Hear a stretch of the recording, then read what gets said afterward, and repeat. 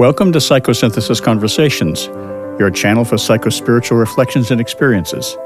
And now, to introduce you to our topic for today, here is your host, Kenneth Sorensen.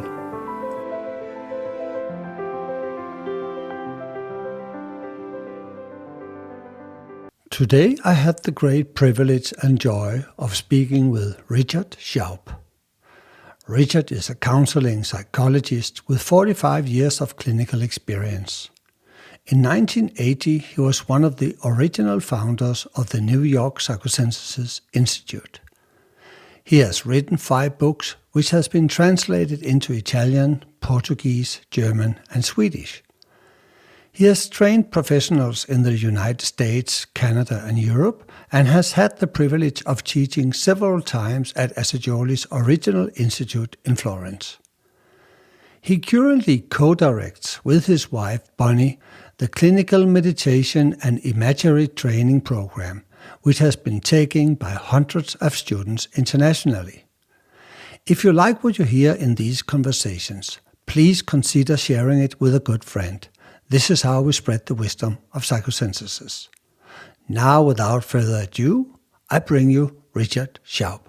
Welcome to you, Richard. So good to have you on this podcast, Psychosynthesis Conversation, and you have actually been on my radar for quite a while. I've just finished this book a couple of days ago. Oh yes, thank you. A really illuminating book, and I'm sure we will come around it. And you have definitely been around for some years. When I look you up, I can see you started a Psychosynthesis Institute in 1980. That's true. I must say you are quite a pioneer for some length of year. And and we just started to talk about psychosynthesis and its presence in the world. And you were about to say something about why is there not more of psychosynthesis out there when we search for video on YouTube and all other places. Well, I can give you a vignette that tells about that. Yeah. One of it, my wife and I have been in Florence many times, and one of the times we were talking to Assagioli's personal secretary. Yes, Ida. And she said, "Do you want to know the most important thing about Assagioli?" And I said, "Of course." And she said, "He just wanted to be left alone." Wow. I think that explains a lot of things about the relative, whatever I call it, obscurity of psychosynthesis. Yeah. It actually makes sense that he had that introverted aspect of himself. Yes. And also in many respects, he was also a mystic, and Yes. all mystics prefer solitude. But then we can only say it was a sacrifice then for him to, come out into the open and bring all these articles out. He didn't write many books, but there's tons of articles that we're about to translate. And that's fabulous that you're doing that, because I had no idea these articles existed. So it's fabulous that you're doing this. Yeah, and actually we stumbled upon a website from the late Vittorio Viglienghi, an Italian a man who worked in the archive, and he created this website called psychoenergetica.it. It's an Italian website, and he discovered hundreds of Italian articles by Assagioli, and none of them were translated. And I just thought, wow, that's really a job there, because it's so important to get the articles out and circulate them, because Assagioli actually didn't think about copywriting, so it's all the articles belong to humanity, so we better just bring them out. But could you give us a little tour or a little insight into your journey of psychosynthesis, since you have been around for so many years? It would be very, I think, illuminating for all the viewers of this channel to hear about your journey and what motivated you to enter into this path. Well, I think the introduction to psychosynthesis happened in the early 1970s. I was a Zen student in New York City, a very serious meditator, and I was a graduate student in psychology. And I was trying to figure out, how do you bring together Zen and psychology? And I was talking to someone at a party, and he said, Assagioli already did that. I said, oh. Okay. So I read Assagioli's first book, and that was it. I said, this is the psychology I want to be part of. So that's how the connection started. Okay. I studied in the Berkshire Centers in Massachusetts. Yes. In the middle 1970s, and then at the end of my training, myself, some other people, and the teachers all started the Institute in New York in 1980. So that's where that began. Is that still running, or did you close that after some years? Or Well, two things happened. The first thing that happened is we were training people in classic psychosynthesis psychotherapy, 3 or 4 year training programs. And then in New York City, because our practice was in New York City, in Greenwich Village in particular, the first HIV/AIDS crisis hit. yeah, And at that point, people didn't want training in 3 or 4 years of psychotherapies. They wanted very quick things they could do for people. yeah, So we got doctors and nurses and other people coming to the training, and we switched from psychosynthesis to what we call clinical meditation and imagery, so that they could use it in the hospital and in the clinics and so on and so forth. So it was no longer psychotherapy as the focus. It was more those other kinds of short-term, trying to reduce suffering techniques. And then we just stayed with that because that's where the students kept coming from. And we never went back to formally training people in psychosynthesis. It was always in the background. And we all talked about Assagioli and et cetera, but the training was in clinical meditation and imagery, which it remains to this day. We're still doing that. And again, always referring to Assagioli and other factors in the background. Yeah, but I can see when I read your book, you and your wife's book about Dante, that there's a lot of psychosynthesis in there, the whole concept of exploring the 3 levels of, lower unconscious, middle unconscious, higher unconscious, or superconscious through this poetic expression. So I can definitely see that psychosynthesis permeate the way you are working. But I'm also curious, because 1980, that was around the year that the San Francisco Center collapsed in California. That was 79. So you was it Judith Bach or that were running the Berkshire Center? Yes. Judy Bach, David Bach, and Will Friedman were running the Berkshire Center. Okay, and this was an independent center that was organized around these people, and they were also co-founding the center in New York. Correct. Okay. Yeah. Yes, we co-founded, my wife and I, Bonnie and I, co-founded, and there were 1 or 2 other people as well, along with David, Judy, and Will. Yes. Yeah. And then I understood also from reading your book and what's written about you online that you visited Florence and did an in-depth study of the life of Roberto Assagioli and the core understanding of his psychology. Could you tell us something about what you learned by visiting the archive? I have visited the archive a couple of times, and it has been an extremely powerful experience. So much love, and you can really feel the energy of Assagioli down there. So, how did you decide to go back, and what did you discover? Oh, that's a great question. I'm glad you bring it up. We were in Florence many times. The first time we went to the Institute, we were told they might not let you in to to the studio, to the library. Yeah. So, but we showed up, and I don't know, for some reason they thought we were okay. So anyway, they let us in. We were there every day for 2 or 3 weeks. And then we went back and were there many times after that. What we discovered, because we're not fluent in Italian or French or German, which are the other languages he wrote in, but he wrote a lot in English, especially the late 50s on. We read everything in English, his letters, his notes, all of it. And one of the key things we discovered, which was a great surprise to the Italians, he had picked a successor. He did? Yes, well, the information was that he had not, but we came upon a letter he wrote to Frank Hilton in New York City in the 1950s, saying, I have picked a successor, Massimo Rosselli. Okay. But I'm not going to tell him. No. Okay. Wow.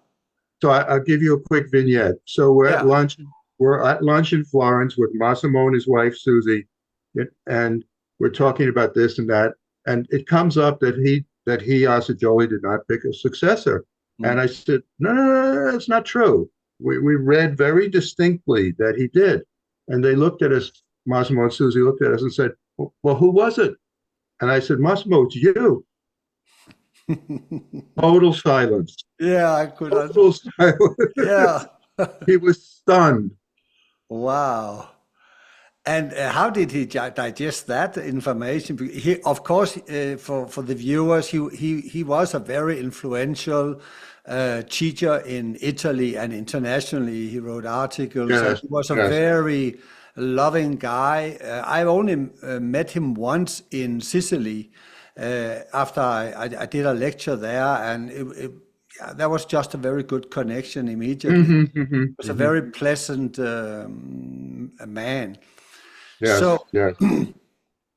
So how about if we have to dive into, Assagioli, the human being? You write some things about him that I really resonated with. You speak about the losses he had in his life, and a very difficult upbringing. Could you tell us a bit more what you found out about his background? Yes, I will. And I also just want to go back to the Massimo story for one moment, because it says so much. Okay.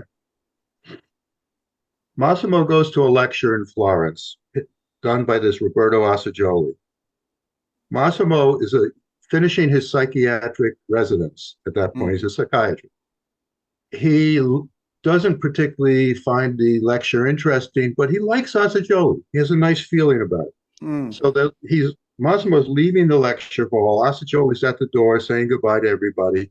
And Massimo says, I really wasn't that interested in what you were saying, but I had a nice feeling about the evening. And Assagioli looks him straight in the eye and says, when you have the time. And Massimo walks down the street and says, what did that mean? I don't know. What did that mean? Okay. Year later, Massimo is required to go to psychotherapy as part of finishing his psychiatric training. He thinks, who should I go see? Him. Oh, I'll go to Assagioli. He seemed like a nice guy. So he goes to Assagioli. He sits down in the office. They look at each other, and Assagioli says, now we have the time. Wow. That's a beautiful story. Yes. So I'm sorry, what was your question before I went there? Yeah, but let's stay a little bit with the situation after Assagioli died, because as far as I understand, there was actually some chaos after his death, because he didn't appoint any successors. And so in some way, you see, the students that already were, organized around him, and of course, Ida Palombi, the secretary, was still present in the institute. But as far as I know, there was, because of the lack of a will, or you could say a testament from Assagioli, they in some way had to find their way into how the future would unfold. Have you any Mhm. clues about how they managed to yeah to pass psychosynthesis on to the newer generations? Well, I think you probably are very aware that at some point there was the Institute of Psychosynthesis. Yeah, Then there was a split, not with hostility, but there was a split eventually years later between the professional training program and the more self-development program. yeah, Right? And the professional training program, it's called SIPT, Italian Society for yeah. Psychotherapy. That was the group we knew. I didn't know the other people, but we taught for that SIP several times, and we got to know some of the people. Um, why it split and all of that, I don't know. But No, just you know, yeah. Okay, because in some way it seems to be strange that a man that wrote a book about the will, you know, and you know the will is about organizing and planning the future, and you know really setting things into motion. He just in some way disappears from the from from Earth, you know, and go into his heavenly abode. So you know it's just something that I find a bit puzzling, you know, that he didn't plan for that. And in many ways you can see the Jung Institute and the legacy of Jung in many ways has been much more structured, and perhaps that's also have given them some better terms to bring young psychology ahead. But as a Jolie, in some way, just you know, was disidentified from it, and perhaps this uh-huh. was Mhm. actually part of his being. You know that he was not that identified with that psychology, so he left it open to anyone who would Okay. take it up. Yeah, I can give you a few reactions to that. Mm. One is I know the American translator of the Act of Will, um, and he worked with Assagioli on the book. Assagioli did not like the book and did not want to publish it. Okay. Oh, so that, but by then there was a contract signed, et cetera, et Yeah. cetera. So Yeah. they went ahead with it. But he personally didn't like the book. The Okay. author, did not Yeah. like it. So Oh, yeah, because I know there was always many people, you know, around when he did his books, and he admits in one of his letters, I think it's a conversation with Stuart Miller from the Esalen Institute, yes, yes, that he, you know, have difficulties, you know, putting flesh to the bones. So he needed people to, helping manifest all his wisdom, all his knowledge. yes. So yeah, I love the book, but I'm not an English-speaking person, and I hear from many English-speaking person that the language is not that good. You know, it's very dry and Yes, yes, that's correct. It is. It okay. is. Yeah, yeah, yeah, yeah. But if Let me bring yes, in. I'm sorry. No, no. no, go Okay. ahead. Let me bring in something that isn't generally spoken about, I think, at least not amongst the people I know and knew. The thing that I was made to understand when I was in Florence a lot is that the overwhelming thing to understand about Assagioli was the death of his son, Mm, and that while one can say he got over it, he never got over it. no. And when we were in his private library, his library was filled with books about loss. Oh wow, yes. And one of the books that was Anne Morrow Lindbergh, whose son was kidnapped, I don't remember when, but it's a famous Yeah. story. Uh, she had written a book about her loss. That book, I would say every sentence was underlined in red by Assagioli. The pages were folded over. The book had obviously been fingered and handled many, many times. He was searching. He was just searching for a way to be with the loss of his son. Yeah. So I think that's a major factor in understanding a lot about him. But the other part of it is said, this is completely separate. The thing that I've talked to my Florence colleagues and other people, the thing about psychosynthesis that has limited it is it has too many techniques. Yeah. And even Assagioli commented on that. That it didn't try to sell 2 or 3 techniques and that's the system. Yeah. It never sold it as a system. It sold it as an attitude or a point of view or perspective. Yeah. So that I think limited its disseminating it, that you couldn't just simply say, well, psychosynthesis, you do 1, 2, 3. It's not like that. No, exactly. I think you made a good point there. So if we go back to your studies in Florence, if you should give your impression about what is the essential teaching of Roberto Assagioli, what is the essential of psychosynthesis? Because I watched your AAP webinar. And I think you made some good points there about how Assagioli really worked. And it seems to be very similar to the way actually you work. And I would also consider myself to be, basing a lot on meditation.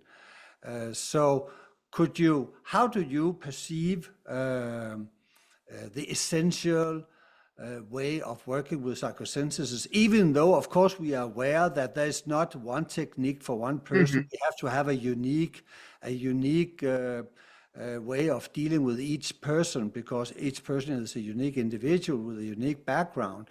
But anyway, there is some core practice or core understanding of what is important.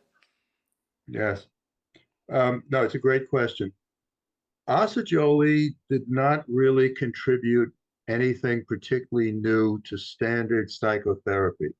What he did contribute was the beginning science of the higher unconscious. That's what he contributed. And those people who studied with him said he never left psychoanalysis. The cliche is he left psychoanalysis. That's not true. He always respected it for what it focused on. Yeah. He said it has nothing to say about the higher unconscious, which is just as real and just as important. So I think that's the key to Assagioli. It's a curious thing. You know where he is going to get known, I predict. I don't have a crystal ball. The neuroscience is studying the higher brain. Oh, yeah. And that's where his work is going to become relevant, because he mapped some of the experiences and the processes to go into the higher unconscious. Yeah. And to make the higher unconscious conscious. Yeah, exactly. That's the strength of what his work is. And I think his at least the second book that came out in English it was the third book, sorry, Transpersonal Development. Yeah. Which is really a collection of notes and essays and so on and so forth. That's the most clear about what he was interested in. Yeah. I don't know. That book was actually a part, or should be part of his book on high psychology and the self. Yes. Because it was that was going to be his most important contribution to psychology. After, I read some conversations he had with Stuart Miller, who was very engaged in helping him with that book. And Assagioli himself admits that his focus is on the higher unconscious, because there has been so much work done around, the lower unconscious and the middle unconscious. Thousands of psychotherapists has dived into that, but he was more interested in, the uncharted territory of the higher unconscious. But I would like to offer the idea that I also think that his contribution to psychotherapy is related to his understanding of the self as a point of pure consciousness and will. I don't see many in standard psychotherapy that has this understanding of the self as pure consciousness, and he admits that he is inspired by Raja Yoga and the Sankhya philosophy and Vedanta in that respect. And I think, of course, there are people who works with the observing ego, but I think he was very, very early out in the 30s at least, where he published his egg diagram and pointed out, this very clear differentiation between consciousness itself and the content of consciousness. And I think this was my biggest takeaway when I started psychosynthesis, and I have also had a very long meditation practice. Here I found a psychology that actually validated my own experiences as being being a center of consciousness. What are your thoughts about that? Well, first of all, I completely agree with you. I mean, I really do. You're really saying it very clearly. Yes, and he was describing, well, one of his phrases was, what I'm teaching is consciousness without content. That's one of the things he wrote in his notes. Yeah. That's a way of what you're saying as well, right? Yeah. That's why, again, I think the new neuroscience, which is now becoming interested in consciousness itself, and has been for a number of years now, is going to discover Assagioli as an early pioneer of articulating this. Yeah. In the West, in the Western system. Yeah, and I would also say that there's so much research coming out now about near-death experiences and out-of-body experiences, from very prestigious universities. So people, I would say that there's more and more scientific research that validates this concept that consciousness can actually exist outside the body-mind complex. Yes. May I make a prediction? Yes. You had to say yes, right? After the phase of being interested in psychedelics passes, that's when psychosynthesis will become relevant. Because of the experiences that some people sometimes have with psychedelics, you can't just keep taking the drugs. No. You have to wonder, how can I do this naturally? Yeah. And is there a framework? Is there a map? Is there a way of understanding? That's when psychosynthesis, I think, will have relevance. But, it's up to the people who know about psychosynthesis to, like you do so beautifully, promote it. What is your thoughts about, all the use of now I'm blanking, the psychedelics, yes. Because I must say that I've been turned around the last couple of years, because I can see that so much research is going into this area, yes. And people are really benefiting by it. I read about people with severe PTSD who takes this and get some insights that turn their life around. What is your understanding of what's going on now? Okay, I've talked about it a lot, and a lot of people have asked me about it. First of all, let's step back. There is nothing in psilocybin or any other psychedelic drug that contains higher unconscious experiences. It's a drug. Yeah. What it does is open people to that part of their nature. And then all it takes, and I don't want this to happen, but it does happen. All it takes is then one negative experience with the psychedelic, and then people go, okay, no more of that. Yeah. But they're still left with the taste of the discovery. Yeah. So that's my take on it, I guess you could say. Yeah. The drug can't be the source of the discovery after a while, but it can start the process. Yeah. I heard Asa Jolie mentioned that he said that taking a drug is like taking a helicopter up to the top of the mountain and have a peak experience. But then after the drug, you discover that you're still in the valley and have to do the climb. And I think that's perhaps a good metaphor. Good metaphor. Yeah. What are there any? Have you heard of any consequences if people keep doing the drug? Are there any severe side effects of it? Well, I'll give you a personal vignette. Yeah. I took all those drugs in the 1960s.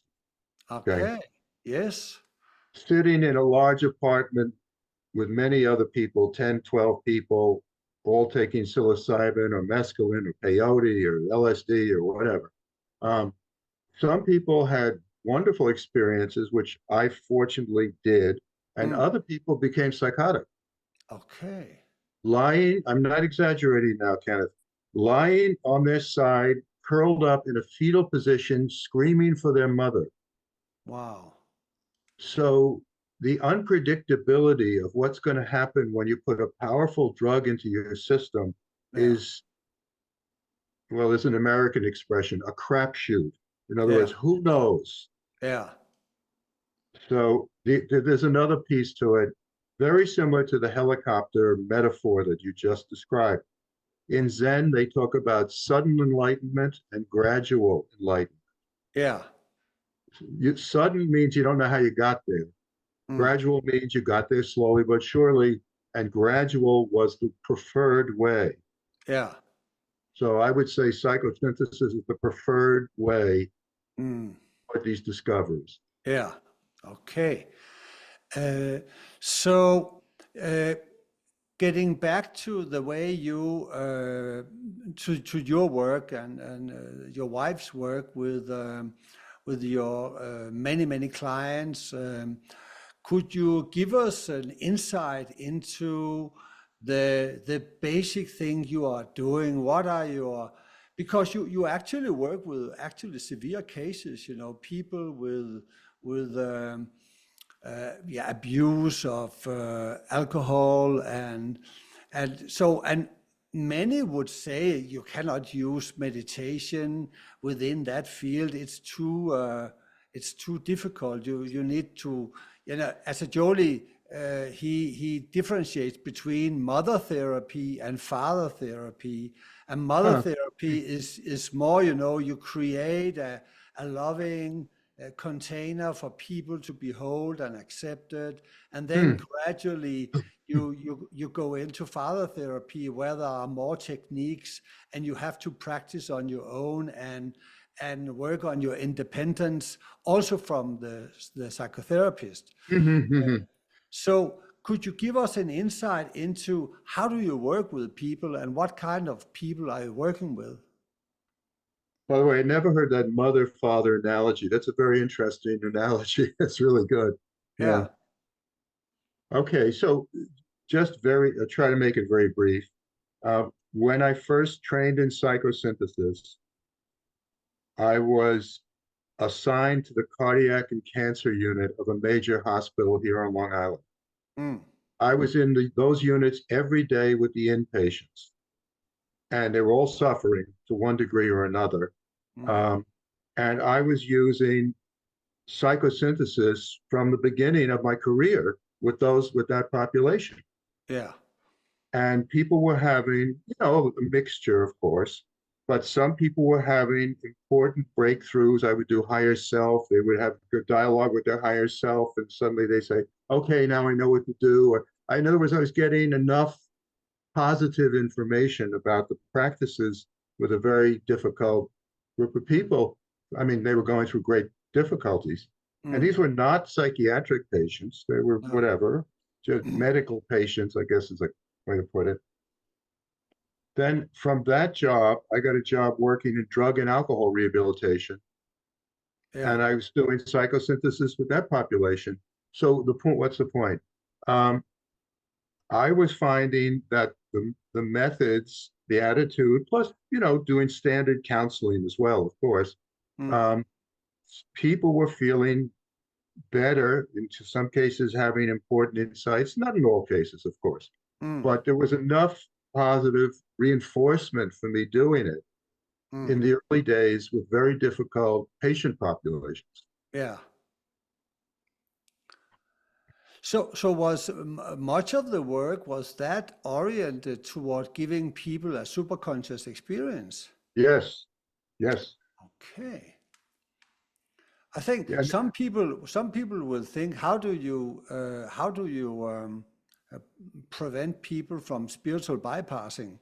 There is, after the collapse of the San Francisco Center, there has been really a big worry in the psychosynthesis community about doing too much work in the higher unconscious, because people are afraid that, of spiritual bypassing, and because, the participant in that center was losing their mind, perhaps because they didn't do enough of work in the lower unconscious.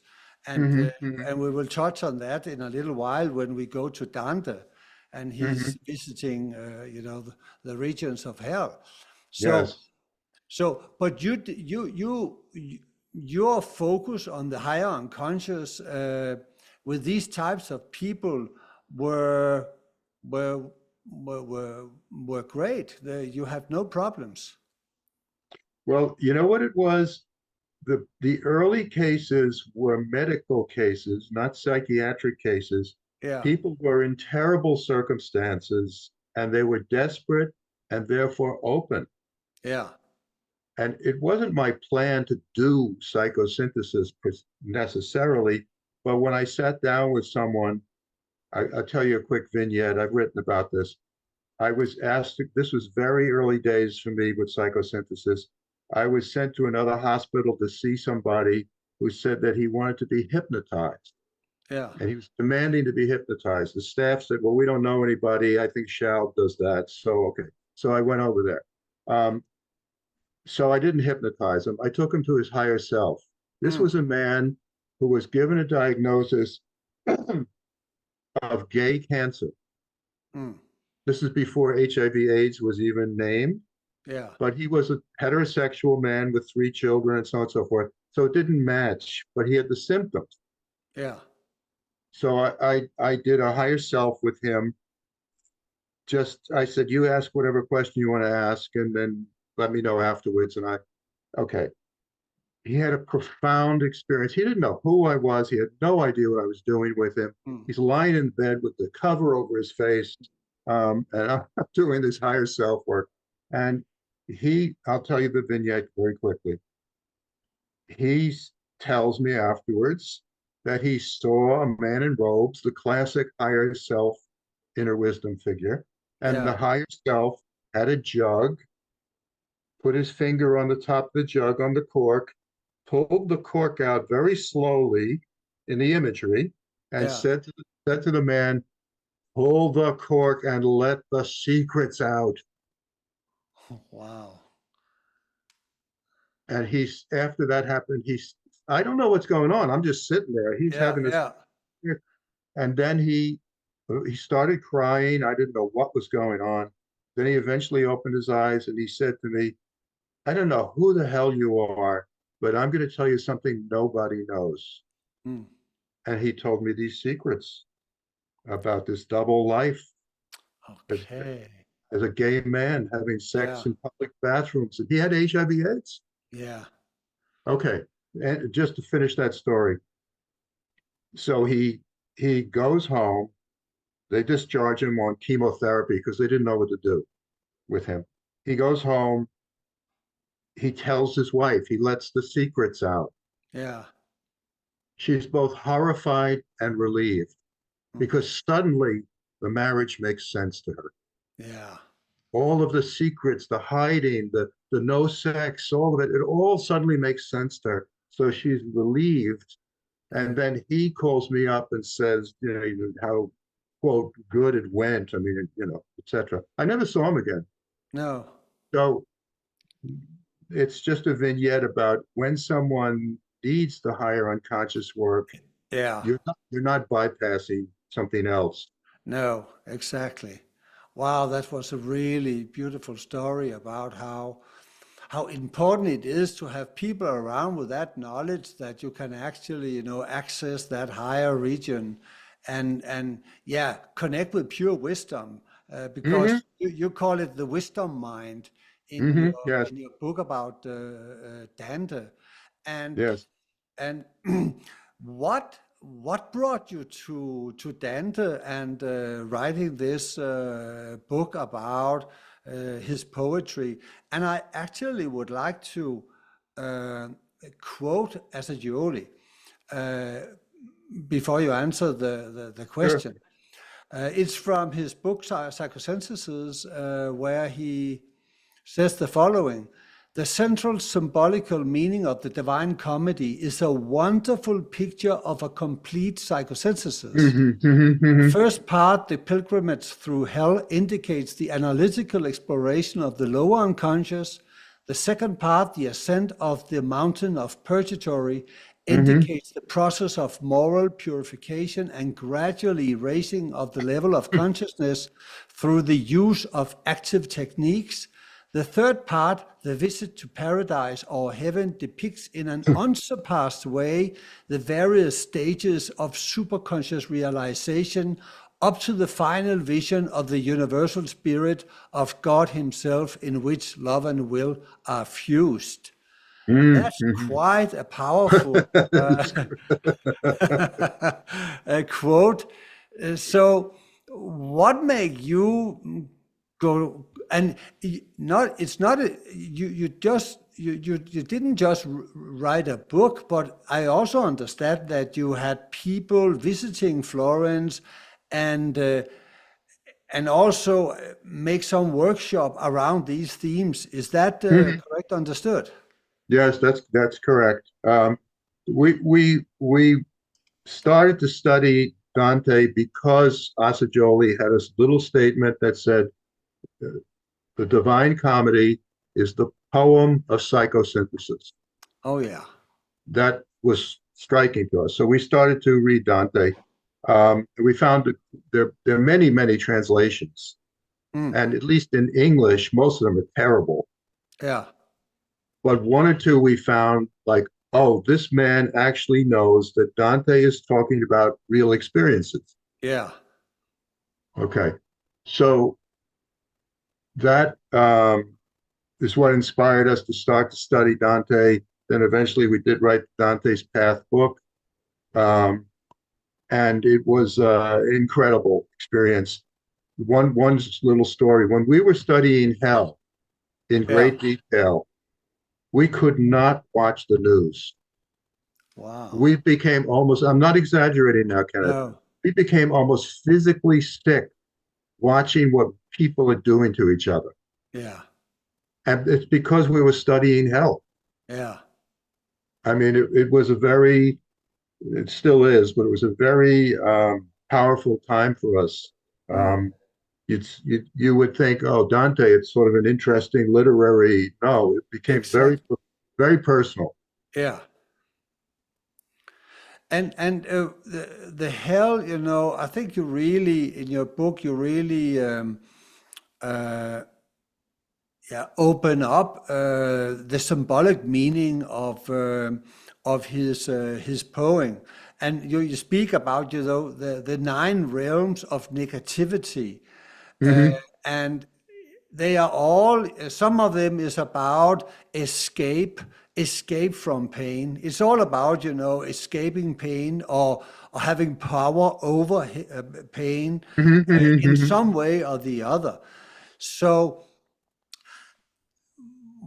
how would you work with people who are attach to these states, to these very, very negative types of hellish types of consciousness from, the lowest realm of the hell is not fire, and I was very surprised about that. It's a frozen pit, Yes, and yes. immobility. Yes, So, yes. so there's all kind of violent states and rage and indifference and addictions. How would you, with your philosophy, bring people through these types of experiences? This is where, this may sound like a mixture of things, but this is where things like the mindfulness come in. Ah, In this way, you notice the pattern in you and you decide to not energize it. You decide to not enter it and not energize it. yeah, And that becomes the new behavior in the mind and emotions. yeah. Okay. And the parallel is in hell. Dante says to the guide, well, now that we're here, what do we do? And the guide says, you learn how to leave. Yeah, You don't stay. yeah. It will just stay. This will always be. This hell will always be. I mean, the hell in human nature will always be. That's what Dante's telling us. Yeah. But you can spot it, notice it in yourself, and learn how to leave it. But it won't change. That's what Dante's message was. Yeah. And this is where your witnessing practice Yes, yes, is coming in. And this yes. is, for me, this is very close to what Assagioli also taught, being an observer to the mind stream. And also, but he also speaks a lot about sublimation, that we can sublimate, for example, for instance, passionate love or desire for a woman can be transmuted into artistic creation. So he was, at least in his Act of Will, the book, there was a lot of techniques related to the psychological laws that we can work with these energies and give them a new direction.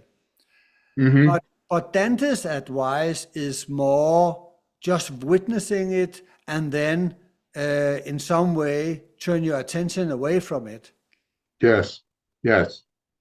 That's how Dante gets through hell. Yeah. And of course, some people will say that's easier said than done, And then how about the purgatory? This is where you have to let go of other type of ego-related pride. Isn't that about letting go of distractions from freedom, because purgatory is this is how I understand it. When we Assagioli combined his egg diagram with Maslow's levels of needs, his hierarchy of needs. Yeah. And at the top of the middle unconscious is self-actualization.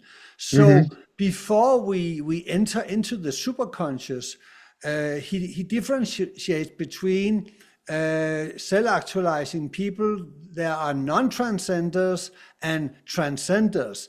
And the people who are transcenders, they in some way, their thirst for freedom, they have to, in order to have the freedom and the access to the superconscious, they have to pay a price. And that price is, the battle with the egotistic types of energies. Have you used that kind of you could say, theory when dealing with patients? I know in your book you give many examples of how you work with it. I would say that I look at it a little different.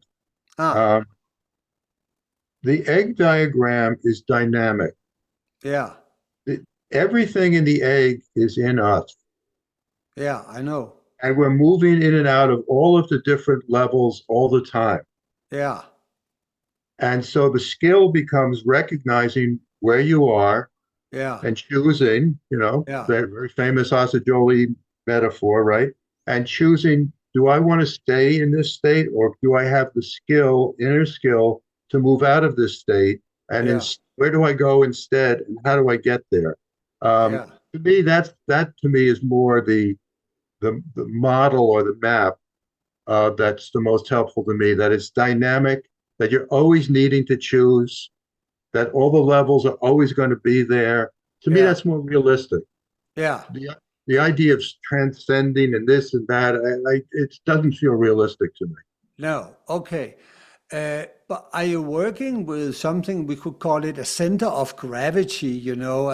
That when the more we work with these type of states, the more skillful we become to disidentify from the Hmm. different Hmm. types of attachment, and this will in some way our center of gravity, where we think and where we live in the egg diagram, tend to stabilize at a Hmm. Hmm. particular stage. Is that meaningful for you? That type of understanding? Yeah, yes, it is in this way, if I understood you properly. At some point, the ability to observe and choose Yeah, becomes stronger. It's like a yeah, muscle. It becomes stronger. And then it gets a little easier to leave something if it's negative, destructive, yeah, makes no sense, whatever. But but you're always doing that. It's not yeah, like, oh, then all of a sudden everything is clear. No, no, no. So it's that skill of noticing and deciding to yeah. leave. That to me is the key. I would actually say that's the essential aspect of psychosynthesis, Yes. just what you say, awareness and will, being aware of what is present in me and choosing the right direction for one's thoughts. Energy follows thoughts in a way. Yes, yes, yes, yes, yes. That's the key. I agree with you. That is the key teaching. Yeah, The disidentifying and the identifying with a place of observation and peace, because it's deeply. That's why Buddha is smiling. He's in that place. yeah, He's in exactly. that place of observation.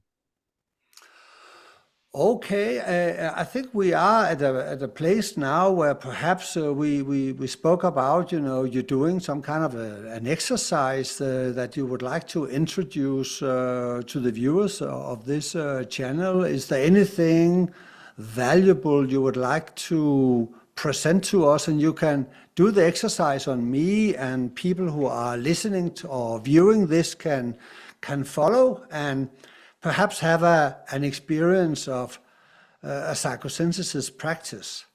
Okay. All right. So I'll guide you. Yes? Okay. All right. So this is an exercise which is a variation of what Assagioli teaches, and we'll do it, and then we'll see. So just Yeah. to begin, let the chair hold you.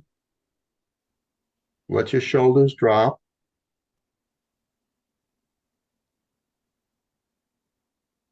Become present to yourself.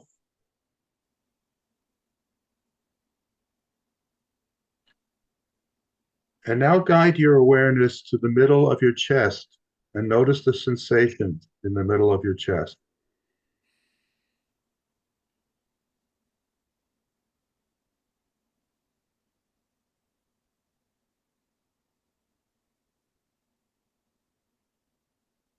And now guide awareness to your neck and throat.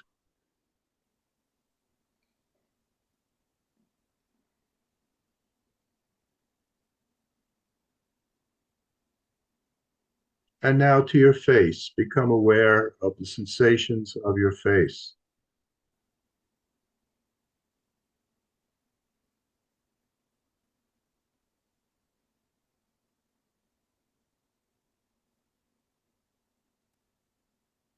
And within your face, the sensations of your mouth.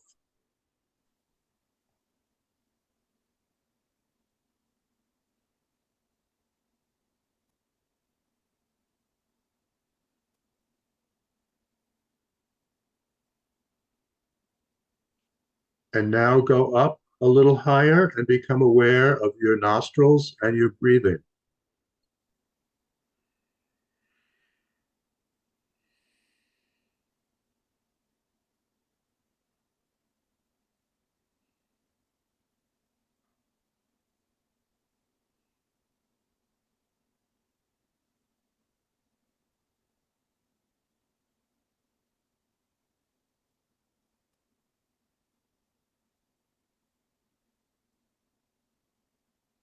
And now guide awareness to your left eye, sensations, left eye.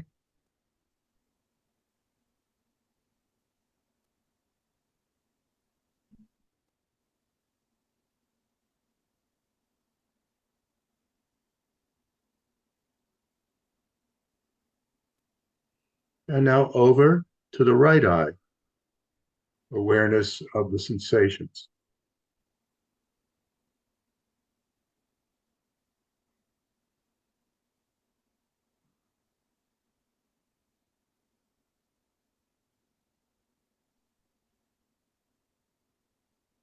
And now guide awareness to the space between your eyebrows, awareness of the space between your eyebrows. And you might even sense the feeling of the awareness itself between the eyebrows.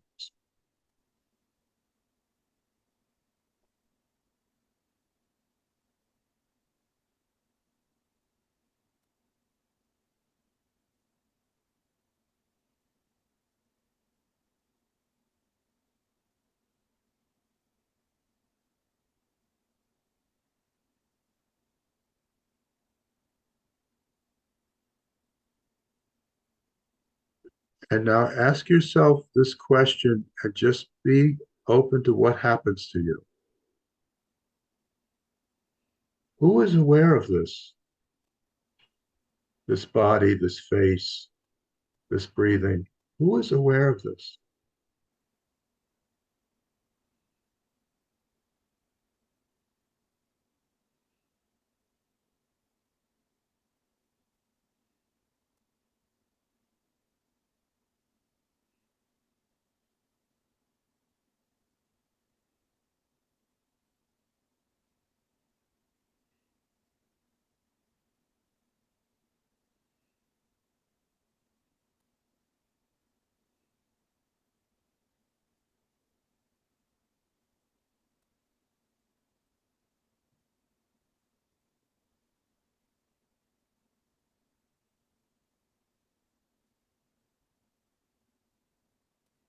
And now turn your attention toward noticing how you are.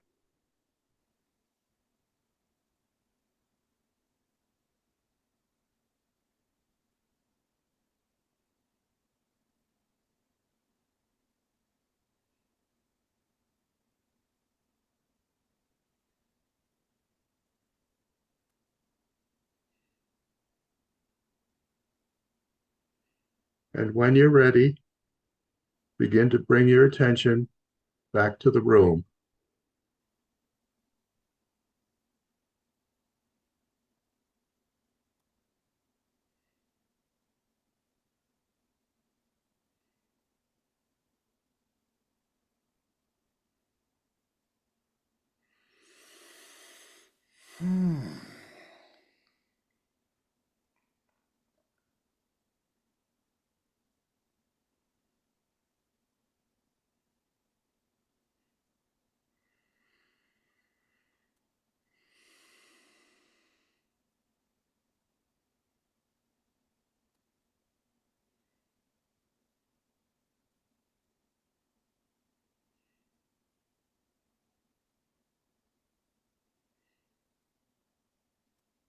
And I guess the exercise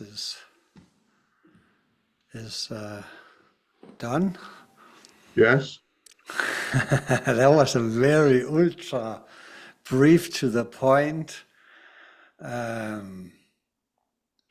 never done that type of exercises, from the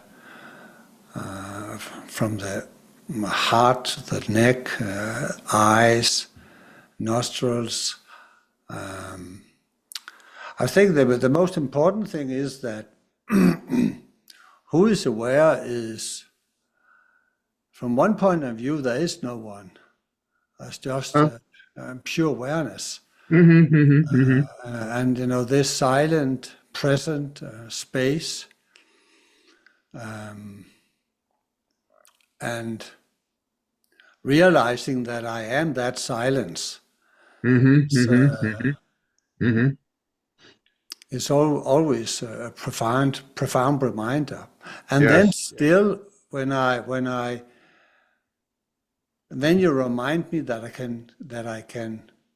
I am the one that chooses to direct my attention at different places. So again, we are back to the essential teaching of psychosynthesis, awareness and will. Yes. And I would say the awareness part is very, it's like zero, there's no thing. But the will part brings individuality in, because it's me that is choosing. Yes. And it's through the will that I become an individual. Yes. Through my choices. That's what came to me when. Yes. Okay. Yes. This has been a wonderful conversation. Are there anything, Richard, that you would like to address as your final thought, or anything you want to, that you have not been able to share yet? That's a big question. What comes to my mind is that people who are interested in promoting psychosynthesis need to focus it on a particular issue that they are skilled with. Yeah. And then write about it. Because if it's just too general, that's its problem. Yeah. It's too general. Yeah. So I would say, for example, whatever it happens to be. I mean, as I said, my early experience was I was using it with cardiac and cancer patients. I wrote about that a little bit. I could have kept going with that. I did not. But if someone is doing that kind of work, tell us about it. Yeah. So specialize. Make it, in an American tradition, make it practical. Exactly. I couldn't agree more. Fine. So it's so important, because as you said, the limitation of psychosynthesis is that there is no limits, and we have to limit it in order to make it practical and to make an impact in the world. Okay, I'm very grateful for your time and that you showed up here, and I hope I will connect with you when I come to New York next year. Okay. At the conference, perhaps we can share a cup of coffee if you. Sure, that'd be great. I like that. That'd be great. Yeah, and it's been lovely talking to you. Thank you so much. And again, thank you for your work. You've done fabulous work and continue to do so. Thank you, Richard. Yeah. All the best to you and your family and the work you're doing. Bye-bye. Bye-bye, Ken.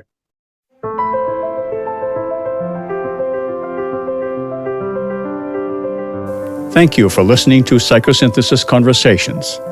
Please don't forget to like and subscribe and help us to spread the wisdom.